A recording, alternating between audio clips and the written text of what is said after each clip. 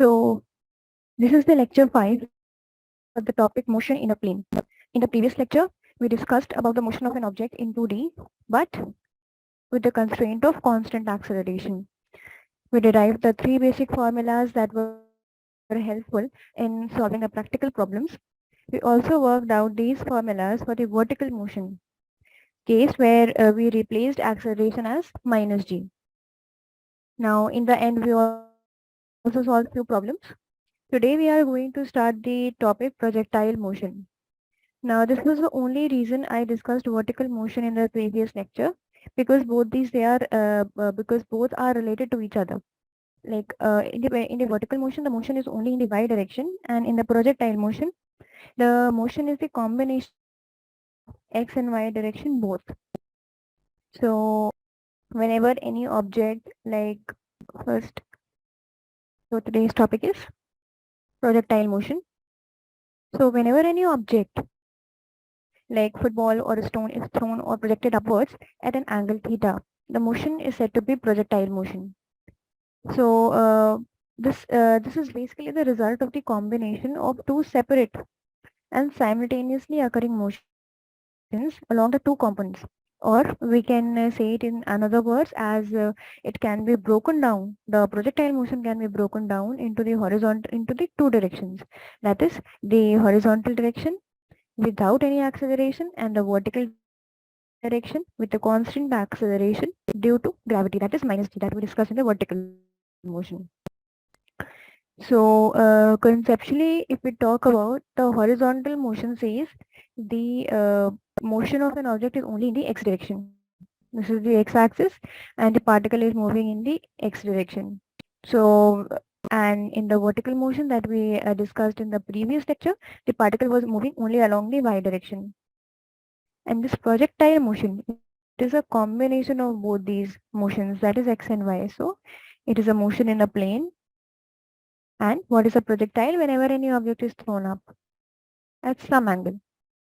This is some angle theta with some initial velocity v naught. It can be anything. And the projectile will go up and it will again come down. So this is the projectile motion. This concept that this projectile is a result of the combination of two separate motions along the two directions. It was first stated by Galileo, uh, who has many contributions in the field of astronomy, as everybody must be aware.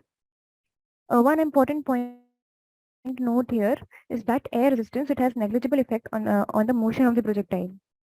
What is air resistance? That is, if we simply neglect any of the air resistance, because if suppose the particle is moving in this direction, it has velocity v naught, and air is resisting that particle. That is, there must be some kind of friction or some kind of force that is resisting this velocity. So this velocity might decrease with time.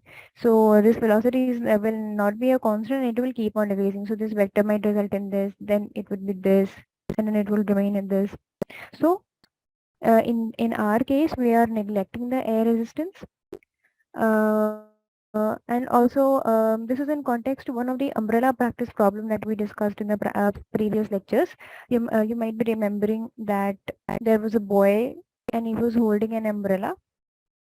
And the question was asked that if the actual direction of the rain is falling is in this direction, and there is some direction of air or wind in this, this is the direction of the wind, and this is the direction of the rain. So what will be the resultant direction, or in other words, in what angle must that boy hold that umbrella so that he does not get wet? So this is a kind of implication, or you can say that because we have considered the velocity, some velocity of the wind, the actual motion of the particle will differ. The actual motion, the rain particles are actually vertically falling down vertically, but we discussed that the resultant vector was here somewhere, and so the raindrops, they would appear to fall in this direction, this resultant R. So similar we can consider here also. So this is an important point. Air resistance is neglected. Now Now, as we did for the constant acceleration case, we derived all of the formulas. We will also derive all of the formulas related to the projectile motion. So let's take a new slide. Now let's suppose that our projectile is thrown with a velocity of v naught. So velocity v naught at an angle of theta with the x-axis. So this angle is with the x-axis. So for the visual purpose, suppose now the initial velocity will be somewhere in this direction. It is v naught, and it's given that the angle is theta naught. Okay, this is the x-axis and this is the y-axis. So first of all, let us see what actually is given to us. As as we just discussed, that the projectile has to be broken down into two directions, that is x and the y motion. So we will, what is given to us is given velocity v naught. So what we will do is this v naught, we can have two informations. First, in x direction, it can be written as v naught cos theta naught, and in y direction, this thing can be written as v naught sine theta naught. Similarly, acceleration, suppose acceleration is a, so it can also be broken down into two. In the x direction, it will be 0. Why? Because air resistance is neglected and there is no wind velocity considered. If something something of this kind is given in the question, then we will have to consider acceleration. But in general projectile motion, and for all of the normal cases, we just consider ax to be 0. And for the y direction, we know that it's minus g. This is the direction of acceleration due to gravity. Now similarly, coming down to displacement, we always take this origin to be the point when the particle is at time t is equals to 0. When the particle is being thrown at t equals to 0, that is the origin that we take. So we simply draw our x and the y axis at that origin. And so the displacement vector d, let's suppose it is d, because origin is at t is equals to 0. So d can also be broken down into x and y. So this is x naught, which is 0, and this is y naught, which is 0. Now this is all the information that is given to us. That is v naught and theta naught that is given. This is the given information about the projectile. Now what all things can we derive about this projectile? What all information do we need about this projectile is basically what the three formulas that we discussed in the previous lecture. They are very important here also.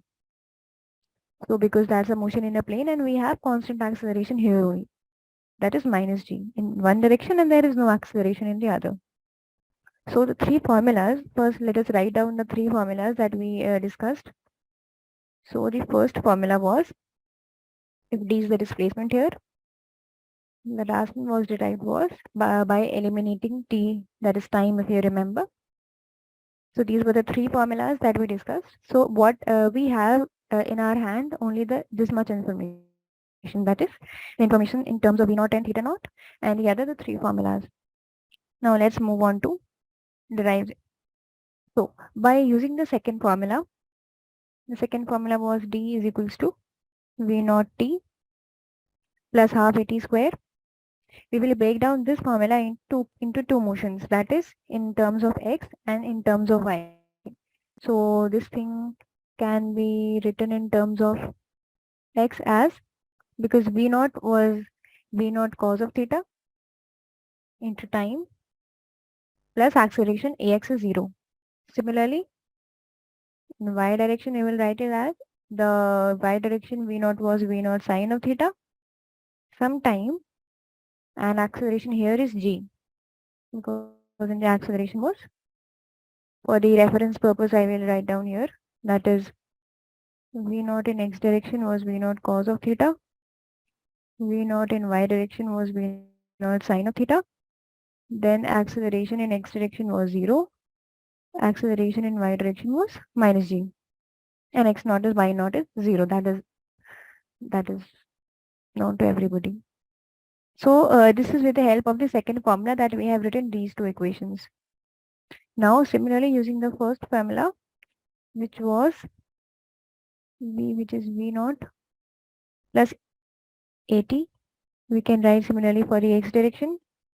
It will be Vx V naught cos of theta naught, acceleration is 0, so it remains 0, and in the y direction we will write Vy, which is V sine of theta naught plus, sorry, it will be minus because it's minus gt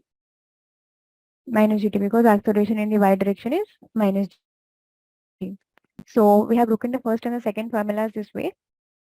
So what did we get?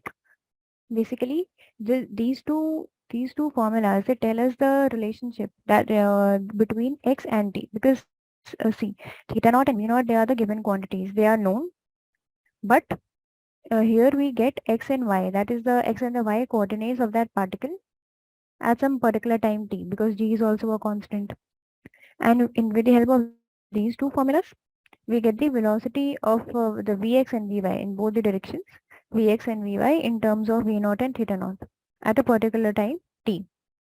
Here you have to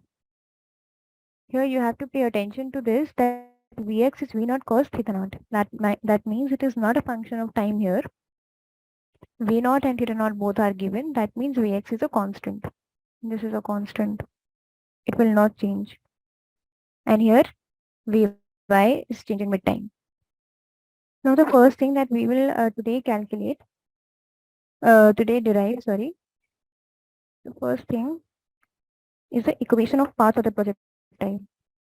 So by equation, what we mean is actually like in maths, if we talk about the equation of a line, the equation of a straight line is this. It is written as y is equals to mx plus c. We talk about the equation of any quadratic function. Any quadratic function, suppose this, then y will be equal to ax square plus bx plus c. So here what we see that in an equation, y and x coordinates, they are related. So basically we are here also we are going to do the same. The equation of the path of the projectile is simply can be derived by eliminating time between x and y. So here we have the x and the y equations here. What we will do is eliminate time, and then we can simply relate x and y together. We will get the equation. So let's do this. For eliminating time, we will be using the first equation. T will be equal to x divided by v naught cos of theta naught, and we will put this value in the y. Y is v naught sine theta naught into time. So time is here x divided by v naught cos theta naught minus half gt square. So it will be x square v naught square cos square theta naught. So here v naught and v naught will cancel out and nothing else is cancelled. So when we write this equation, we will also write it similarly in the form of y as some function of x. So here we will get y sine theta by cos theta is tan theta. So it will be tan theta naught x minus g by 2 v naught square cos square theta naught, and here x square. So basically what we get is, if we want to understand what this function will be, we will see that here theta naught is a given, so it is some constant ax. Here we have x and here we have x square. So, and this theta naught is a constant, and here g and v naught and theta naught. So this whole thing is also a constant here. So what are we left with? Y is equals to ax plus bx square. So in mathematics, you all must have studied that this is the equation, that this is the general equation of the parabola. And then you can make different types of parabolas, like in the x direction, in the y direction. Like you have parabolas, no? Some kind of parabola here, then this kind of parabola. So this is a parabolic equation that simply means that the path of the projectile is a parabola. It's a perfect parabola. See, projectile is this way, right? So this is the parabola. So this is the equation of the path of the projectile. Now we will go on to derive the other quantities. Another important thing is time of maximum height. Generally it is denoted as small tm. What is this time? If this is our parabola, projectile motion, then this is the time of maximum height. It is basically the time at which this particle or the object is at its maximum height. That is this height. So what time does it take to reach here? So how we will calculate? In the vertical motion we had discussed that whenever the particle goes up, instantaneously for say some time dt, the particle is at zero velocity. So that is only for a moment, but the velocity is zero at that time. So Vy is zero. We discussed this in the last lecture. So Vy will be zero. So what we will do is simply we derive the equation for Vy. It was V naught sine theta naught minus gt. This was the equation for Vy that we derived, and we will simply put it to 0. What will we get? This is Tm. We are denoting it by Tm.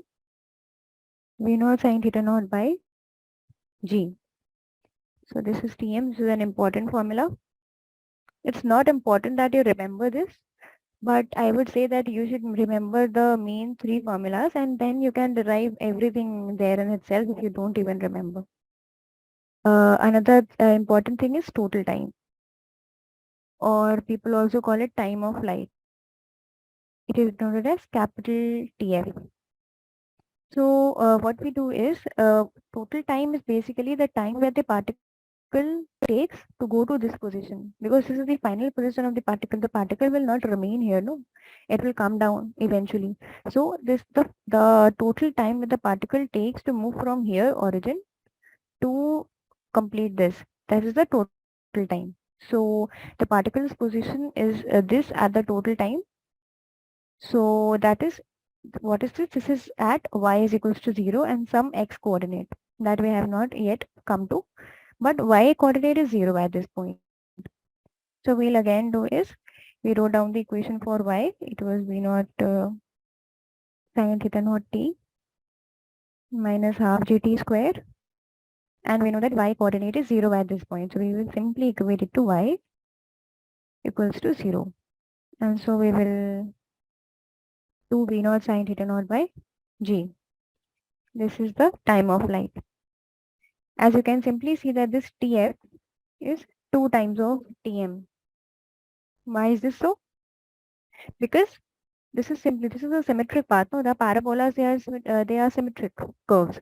So this is symmetric, and so the time the particle takes to reach from here to here is the same as the time it takes to reach from here to here. That's the choice, but you have to remember that this formula is only, this is the case that these are related in this way is only for the symmetric parabola. If suppose in some question the parabola is not complete, or they are asking for something else, you have to see it. We will see in some next questions that we will discuss. Now another thing that we have is the maximum height of the projectile. It is generally denoted as hm. So this is the maximum height. This is hm. So what we will do is, we have seen that at this point the Vy is 0, and we have calculated also the Tm, that is a time of maximum height, and now we are going to calculate maximum height. So at this point we know that time is Tm, and so what we will do is we will put this time that is equal to Tm in the equation for y. So we have y, which is basically this maximum height we are calculating in the y equation, and this will be Tm in this case, and then when we will put the expression, our Tm was V naught sin theta naught by G minus half G Tm square, so it will be V naught square sin square theta naught by G square. So this G and this G will cancel out. And what we are left with is, it's V naught square sine square theta naught by G here, and minus the same thing, a half of the same thing actually. So this will turn out to be V naught square sine theta naught square by 2G. So this is the maximum height.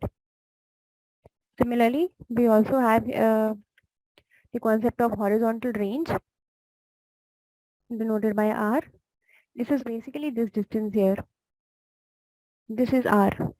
This is the horizontal range, that this is the distance, yeah, or you can say basically the x coordinate of the particle when it reaches the same y coordinate. So it started here and it reached the same y coordinate at some distance r, and so the x coordinate will be this range r, the horizontal range of the particle. So we can say that at this point, as we said that at the point t equals to tm, that is the y coordinate, and here similarly we are saying that this is the x coordinate of the particle when our time is equals to capital Tm, that is the time of light. So we'll do the same procedure here also. And the x coordinate expression was, here it will be r v naught cos of theta naught t, but यहाँ पे t will be tf. So we will put the expression for tf. Tf was 2 v naught sin theta naught by g. So this v naught का square 2 sin theta naught cos theta naught, and there is an identity in trigonometry that says that 2 sin theta cos theta is sin 2 theta. So we'll use that and we'll write it in simpler terms. V naught square sin 2 theta naught by g. So what is this? This is the horizontal range of the particle. Also, you can say that if V naught is kept a constant, that if we know V naught, if we know G, and if we want to calculate that for what theta naught this R is maximum, like what angle, at what angle should we throw a ball or a stone so that it reaches the maximum horizontal range. This range is maximum. So for that we can say that R will be maximum, means because V naught is a constant, sine 2 theta naught will be a maximum. Now sine has values only in the range of like -1 to 1, no? And its maximum value is +1. So sine theta naught, sine 2 theta naught basically will give the maximum at 1. And so 2 theta naught is basically at 90 degrees and theta naught is at 45 degrees. So that means that when a particle or an object is thrown at an angle of 45 degrees with some velocity v naught, it reaches the maximum horizontal range. And that maximum horizontal range Rm is v naught square by g. Why? Because sine has a maximum value and that is 1. So sine 2 theta naught has become 1, and maximum Rm, that is v naught square by g, at an angle of 45 degree. At theta naught 45 degree. So this is also an important concept. Now related to these formulas, I would like to say that if you can remember them, that's good, but you must be aware of like how are they derived. But even if you are not able to remember them, you can derive it there itself because they are not lengthy at all. Because you must be aware of the correct concept that is being used in their derivation. So as I already said that those three formulas that we wrote in the starting and we discussed in the previous lecture, they are the most important formulas. So even if you start from there, you will get to here easily. So again, we'll discuss some practice problems related to the projectiles. So the question says, a person stands on the edge of the cliff which is at a height of 490 meters above the ground, and from there he throws a stone horizontally with the initial speed of 15 meter per second. Now what we have to find time taken by the stone to reach the ground. And second, the speed also with which that stone hits the ground. So what happens is the person is standing, see, this is a cliff suppose, and a person is standing here and he throws from here a ball horizontally. So horizontally means this way. So as I said that we make our origin, that is we make our origin from the point at when the particle is at t equals to 0. So here was a particle, so our origin will also be here only. So this is our origin and particle will fall down. So if this is the origin, suppose, because the particle is moving down and this is our origin, so the particle's motion will be in this way, like the reversed parabola. So what we can say simply is what are the things that are given to us? We know x naught, y naught is 0. And coming to the velocity, we know it because it is thrown horizontally. So v naught x is 15 meter per second and v naught y will be 0. Because initial we are not giving any velocity in the y direction. Similarly, acceleration in the x direction will be 0 and acceleration in the y direction is minus g. Now by using the formula, it is equals to v naught t plus half a t square. We can write down the equations for x and y.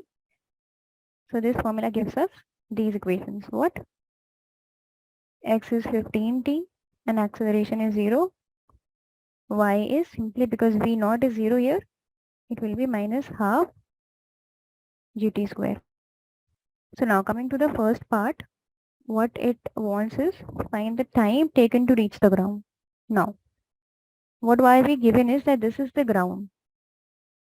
Right, this is the cliff. This is the top of the cliff and the height is given as 490 meters. So this is the height of the cliff. So when this stone reaches the ground here, that the stone is at this point. That means the y coordinate of the stone is minus 490 because this negative, no, our origin is here. Positive direction is upwards. And this is the negative direction. So this y coordinate will be minus 490. And we are not yet aware about the x coordinate, so we don't think about it. We are already given the y coordinate, which is minus 490 in the form of the height of the cliff. So it will be 490, which is equals to minus half gt square. G will be 9.8 and t square. On solving this, we will find t to be 10 seconds. So this was what was asked in the question. Time is 10 seconds. Now, the speed with which the stone hits the ground. Because at this point, we want to know the speed. That is at time t 10 equals to second. Now we can write, we know the time here. The time is 10 seconds. So if we are aware of the time, we know that we can use the velocity formula and we can get the time. Now we can put time over there and we can get Vx and Vy because they are given in terms of time only. So Vx is V naught x plus 80. Acceleration is 0. So V naught x 15 meter per second given in the question. And then Vy will be V naught y. V naught y is again 0. Minus of gt, so minus of 9.8. And time is 10 seconds because we have to calculate at this point. So it will be minus 98 meter per second. So this minus, you must not get confused with this minus sign because it simply tells that the velocity is in negative direction, like here. This is the Vy, no? Vx will be 0, Vx will be 15 meter per second. And Vy is in this direction. So that's why this is the minus sign.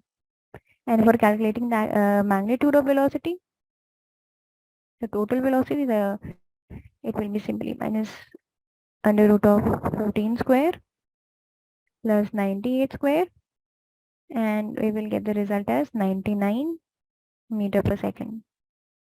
So this is the time is 10 seconds, and for the part B, velocity is 99 meter per second at this point. Now coming on to the second question.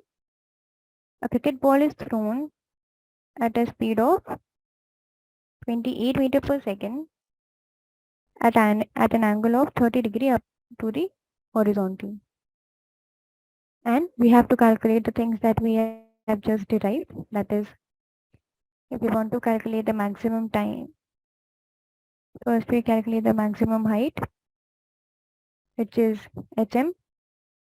We know that this formula is v naught square sine square theta by 2g. So on putting the values, you will see that v naught square is given, sine 30 degree is half, so its square will be 1 by 4, and then we have 2 and 9.8 over here. So our result would be, on calculations, 10 meters. So this is the maximum height of the projectile. Then we want to calculate the time taken by the ball to return to the same level. That means, return to the same level means we are talking about the time of flight. If also we derived was 2 v naught sine theta naught by g sine 30 degrees. And the result comes out to be 2.9 seconds. That is the time of flight. And for the horizontal range, sine 60 is root 3 by 2. And on putting the values, you will get 69 meters. This is the horizontal range. So when we draw the projectile, so this we can say maximum height is 10 meters. The horizontal range, that is this thing, is 69 meters.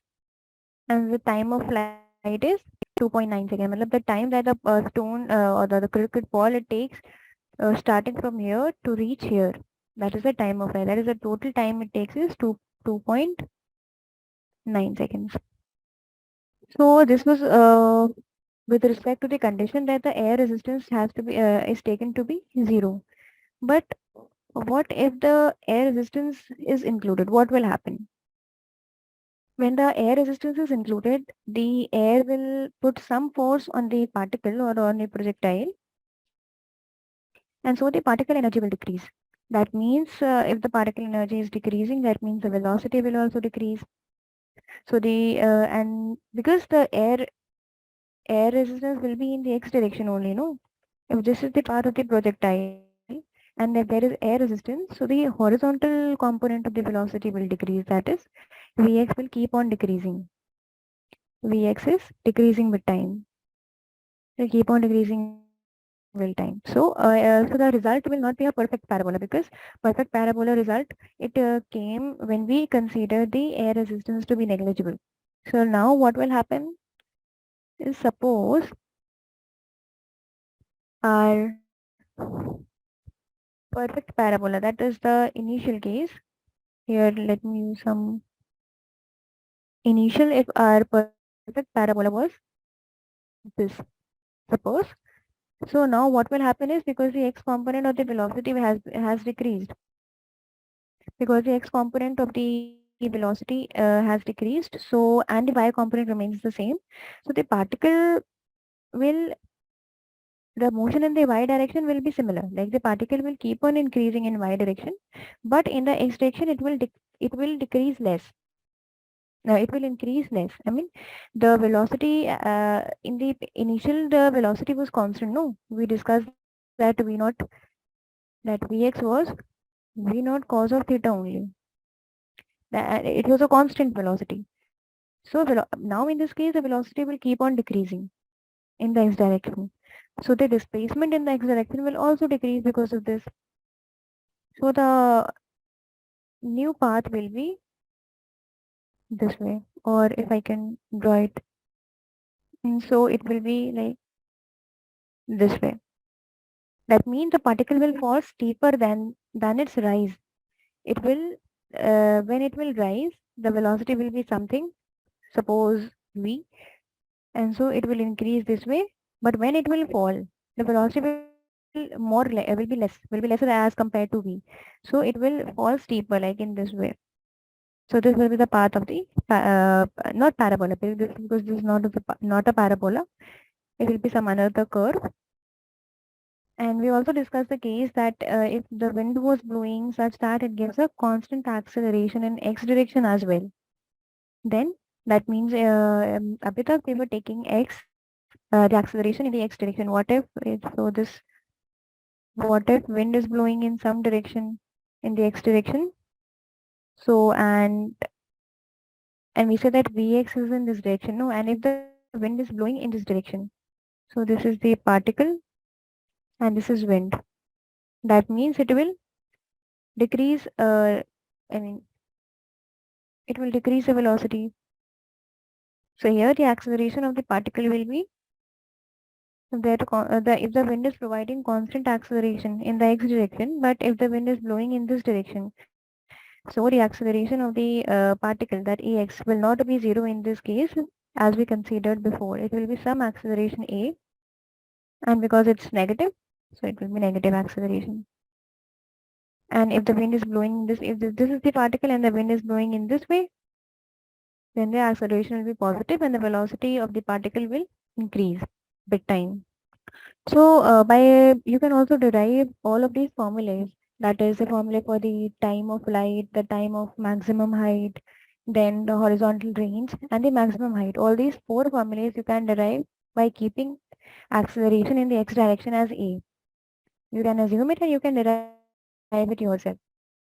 Now there is also one concept, that is the projectile motion on an inclined plane. So if this is an inclined plane, say this and this is the inclined plane. This is at some angle, say beta, and the particle, this is the origin, no? And the particle is thrown, see, the particle is thrown at an angle of alpha with this surface. This is the inclined plane. So it will fall here. So this is a projectile motion. So I also wanted to discuss this problem today to find out this range. The horizontal range in this case will be this line.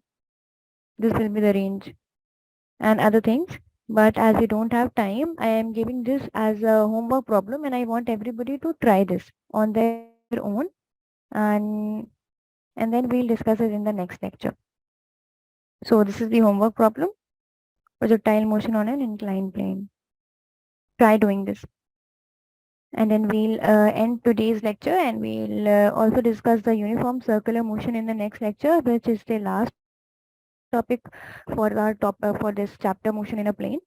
And then we'll discuss some problems related to uniform circular motion, and this will complete our chapter.